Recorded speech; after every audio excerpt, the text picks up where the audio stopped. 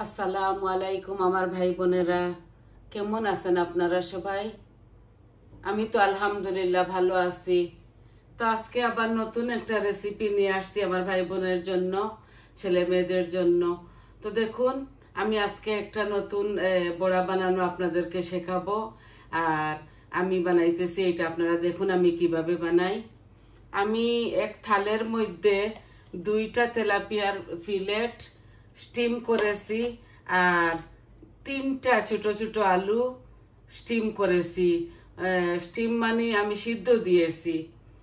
তো এখন আমি এগুলাকে বড়া বানাবো, আর কিভাবে আমি বড়া বানাবো আপনাদেরকে দেখাবো। তো চলুন দেখে নেই, আশা করি আপনাদের ভালো লাগবে।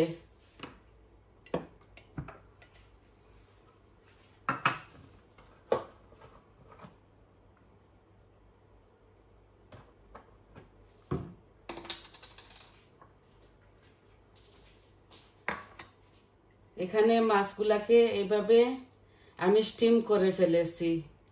এগুলা গরমই রয়েছে, তাও এই ঠান্ডা উপকরণ যখন পড়বে আমি এই থালের মধ্যে নিয়ে নিয়েছি আমার সুবিধার জন্য। আছে বোল আছে অনেকগুলা। তো আমি এইভাবে, এই যে এখানে কোনো কাটা বাছতে হয় না। এগুলা এই তেলাপিয়ার ফিলেট আমি কয়েক প্যাকেট নিয়ে এসেছি। আমার হাতটা ভালো না বলে আমি এইভাবে এগুলাকে করে ফেলি। দেখুন আমি মাশ করে ফেলেছি। আমি 10 মিনিট স্টিম করেছি আমার স্টিমারে। আর আলুগুলা এইভাবে করে ফেলি, একসাথে দিয়ে দিছিলাম স্টিমারের মধ্যে। স্টিম হয়ে গেছে। এখন আমি কি কি দিব উপকরণ আপনাদেরকে বলবো। আমি এগুলো এইভাবে মেখে নিচ্ছি। ইজির জন্য আমি এইভাবে দেখাচ্ছি, এইভাবে ইজি হয়। আপনারা চুলায় দিয়েও করতে পারেন। আমি মাছ আর আলু শুধু সিদ্ধ করেছি, বাকি উপকরণগুলা ফ্রেশ দিব।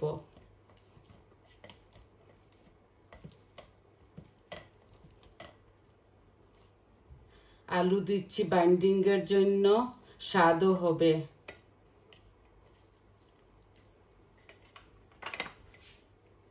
আমি এগুলো এভাবে মাশ করে ফেলি। আমার হাতটা ভালো করে ধুইছি সাবান দিয়ে। এমনিতেই তো আমরা পরিষ্কার থাকি। 3জন মানুষই থাকি এক ঘরের মধ্যে, এত বেশি কাজ নাই আমাদের। যখন মেহমান আসে তখন বেশি কাজ। তো আমি আজকে একটা সিম্পল আপনাদেরকে দেখাচ্ছি। এগুলো একদম ইজি, যদি বানানো যায় তাহলে ইজি, যদি জানা যায়। তো আমি আলু আর মাশ করে ফেলেছি। স্টিম করেছিলাম তো পানি ঢুকে নাই। যদি সিদ্ধ করতাম তাহলে পানি ঢুকে যেত। এখন আমি এই দেখুন একটা লাল অনিয়ন, আপনারা সব কিছু দেখতেছেন, আমি আর আপনাদেরকে কি বলবো। দেখুন এখানে লাল একটা অনিয়ন দিচ্ছি। এখানে রসুনের পাতা আমি হাফ দিচ্ছি, এত বেশি দিচ্ছি না। আর ধনে পাতা আমি অনেকটা দিচ্ছি। ধনে পাতা দিলে স্বাদ হয়। কাঁচামরিচ দেওয়া যায়, আপনারা জানেন তো ভাই আমি কাঁচামরিচ খেতে পারি না। আমি এই গুঁড়া মরিচগুলা দিব। আর একটা ডিম দিব, অল্প একটু চাউলের গুঁড়ি দিব। এই বাস। আমি কয়েকটা বড়া বানিয়ে আপনাদেরকে দেখাই দিব। আমি এগুলাকে বড়া বানাবো আজকে।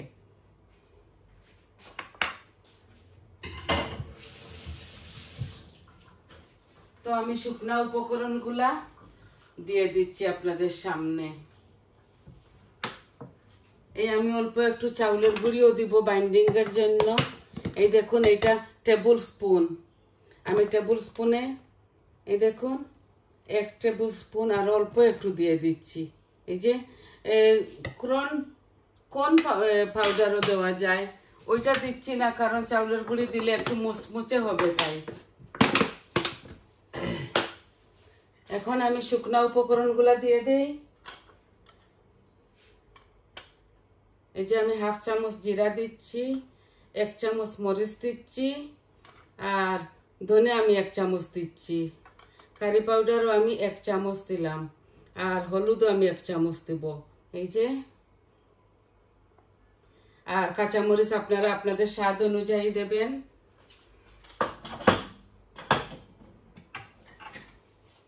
আর দিব আমি গার্লিকের পাউডার, গার্লিকের পাতা দিয়েছি, এই দেখুন গার্লিকের পাউডার দিচ্ছি। এটা খুব ঠিক আছে, খুব স্বাদ। এইটা এভাবে এই আজদা থেকে পাওয়া যায়, যে কোনো সব থেকে পাওয়া যায়। তো আমি একটা ডিমও দিয়ে দিচ্ছি। এখন আমি এগুলাকে মাখবো।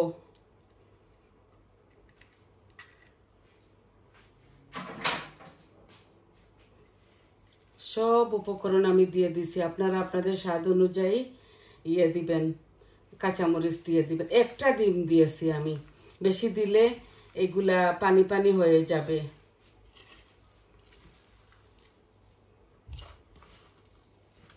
এটা মাছের বড়া। এই পেঁয়াজগুলা খুব চিকন চিকন করে গ্রেট করেছি গ্রেটার দিয়ে। আমি ভাবছি অল্প অল্প করে আমার ভাই বোনদেরকে সব কিছু দেখিয়ে দিব।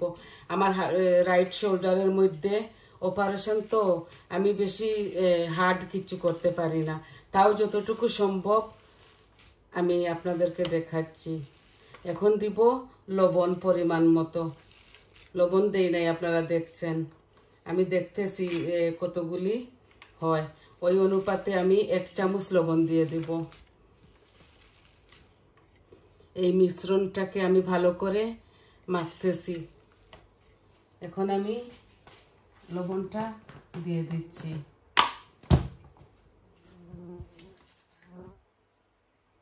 এক চামচ দিয়ে দিলাম, আর দিচ্ছি না। এগুলা খুব স্ট্রং সল্ট, কুকিং সল্ট, তো তাই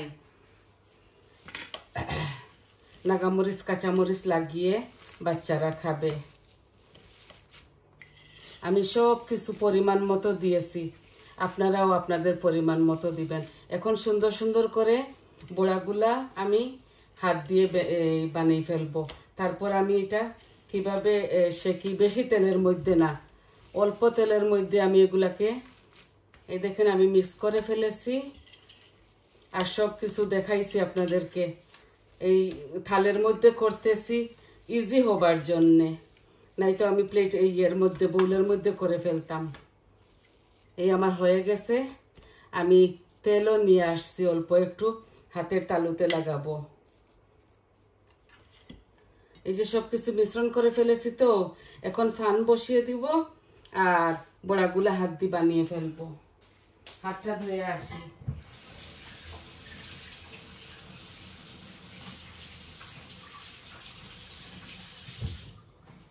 এই বড়াটা খুবই স্বাদ, খুবই স্বাদ। আপনারা এইভাবে বানাবেন, খাবেন। যে কোনো মাছ দিয়ে হয়, রুই মাছ, এই মির্গা মাছ, তেলাল মাছ হতে হবে। তাহলে আমি এখানে নিয়ে আসি, আমি ফ্রাই প্যানটা বসাবো, কিভাবে আমি সেকবো এটা আপনাদেরকে দেখাবো।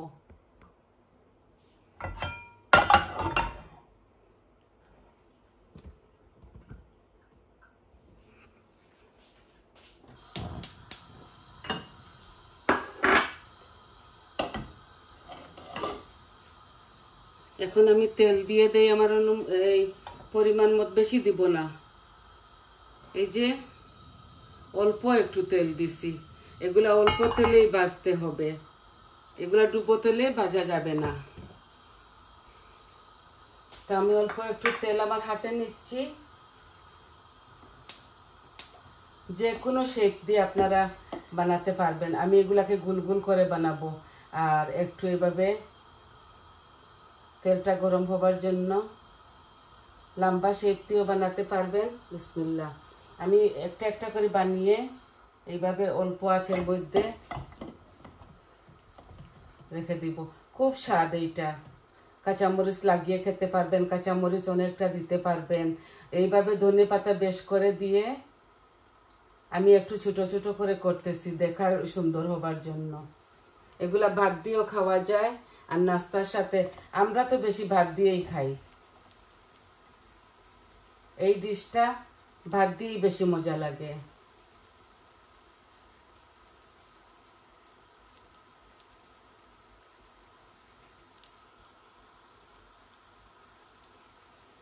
অল্প আমি এই টেবিল স্পুনে 1 টেবিল স্পুন আর দিয়েছি, ওই একটু 1 টেবিল স্পুন ভর্তি করে আর অল্প একটু চাউলের গুঁড়ি দিয়েছি।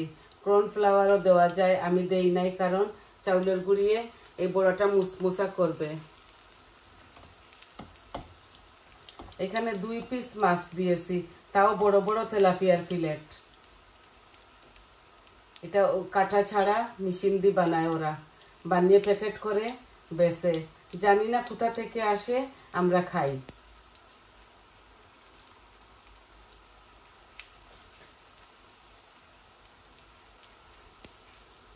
আজকে শুধু এটাই দেখাবো আপনাদের। বড় বড় করে বানানো যায়।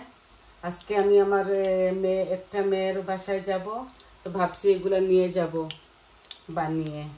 আর আমার গার্ডেনের কচু কেটে নিয়ে যাব ওদের বাসায়। ওরা পাশে থাকে, খালি হাতে তো যাওয়া যায় না। কিছু বানিয়ে নিব, কিছু কিনে নিব।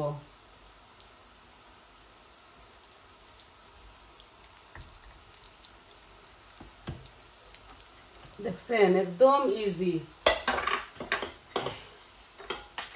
শুধু পরিমাণ মতো মিশানোটা হয়ে গেলেই হলো। আমি পাতলা করে দিচ্ছি, জলদি ভিতরটা টেনে যাবে তাই।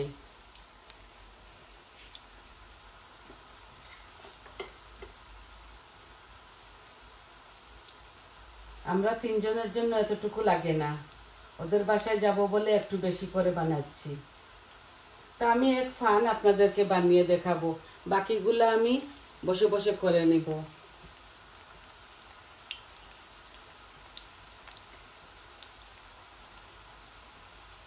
আমি চাই না আমার ভিডিওটা অনেকটা বড় হোক আর আপনাদের টাইম ওয়েস্ট হোক।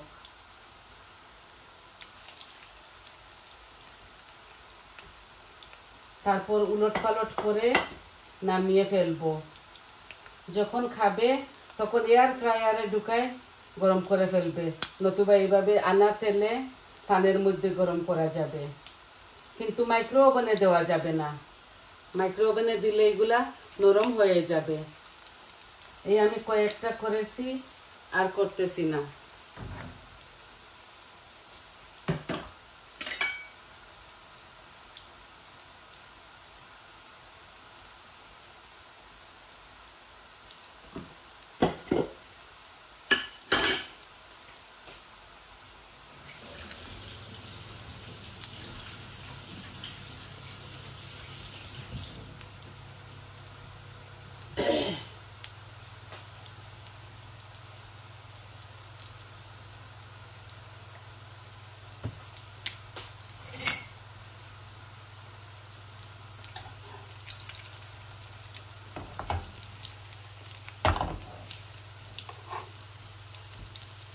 অনেক সুন্দর হয়েছে, মাশাআল্লাহ, অনেক সুন্দর হয়েছে।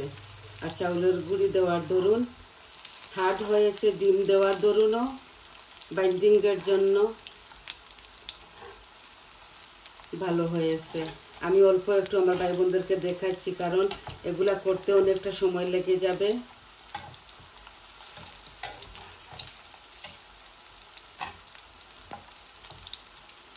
তেলও বেশি লাগে না এটার মধ্যে।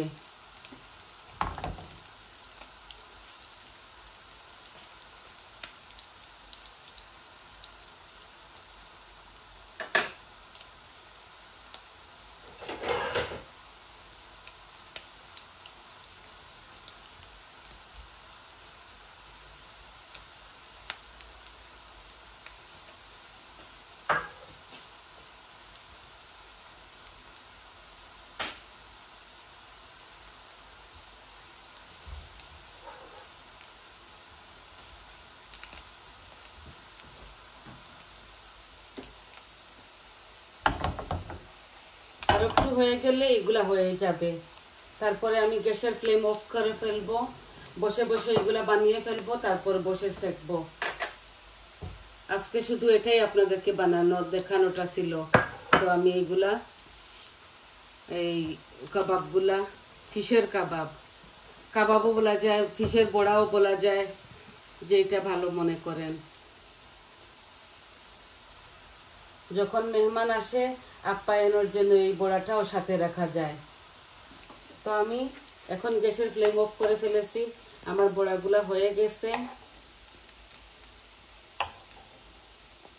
ঠিক এইভাবে আমরা কিমার বড়াও করি, কিন্তু কিমার বড়ার মধ্যে আমরা আলু দেই না আর চাউলের গুঁড়ি দেই না, শুধু ডিম দিয়ে আর এই বাকি উপকরণগুলা দিয়ে আমরা করে ফেলি। এখানে লাল অনিয়ন দিয়েছি এই লুকটা ভালো হবার জন্য।